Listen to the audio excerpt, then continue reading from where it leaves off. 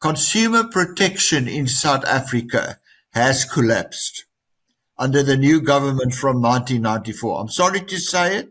I don't want to get involved in politics. This is the truth. What happened when prisoners were relieved from Robben Island in 1992? Um, um, People like Tokyo Sikwale and others, under BEE, they became directors of banks.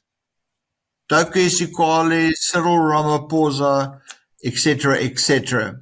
So you had a situation with the banks and people under BEE serving on the board of directors of banks.